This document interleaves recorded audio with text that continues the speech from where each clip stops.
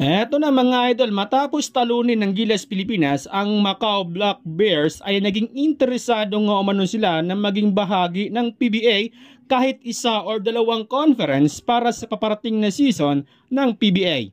Ayon sa Black Bears President na si Lucas Peng ay nagpadala na umano sila ng letter kay PBA Commissioner Willie Marcial upang ipakita ang kanilang interest na maglaro sa PBA.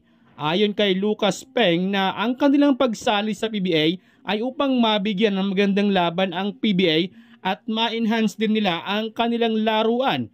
Tulad noong PBA, tulad noong naging guest team nila noon, ang Bay Area Dragons na kung saan naging mainit ang laban at syempre ang pagtanggap na rin ng mga Pilipino.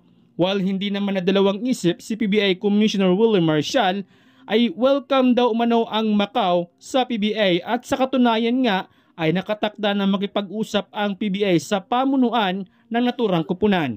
Ayon naman kay Peng na hihingi pa umano sila ng clearance sa PBA upang madagdag sa kanilang lineup ang mga players na galing sa Hong Kong, Taiwan at China na naging local sa kanilang kupunan under China rule. Hihingin din nila ang clearance upang maging local sina Hayden Blankley, Glenn Yang at Kobe Lam na bahagi noon ng Bay Area Dragons. Sa roles kasi ng PBA ay isang import lamang ang maaaring maglaro sa isang team, kaya umaasa si Peng na mapagbigyan sila ng PBA. Samantala, nakatakda ng magpaalam na sa PBA ang high flyer ng Ginebra na si Jamie Malonzo matapos itong pumirma sa Japan B-League sa kupunan ng Kyoto Hanaris para sa 2025-26 season ng Japan B-League. Na-draft nga sa PBA si Malonzo at nakuha nga ng Northport Batang Pier at kalaunay tinrade papuntang Barangay Ginebra kapalit sina Arvin Tolentino at Caperal.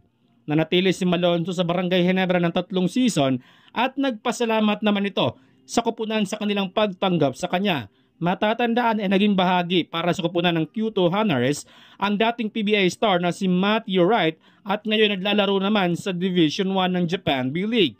Umaasa naman ang head coach ng Kyoto na malaki ang maitulong ni Malonzo sa kupunan.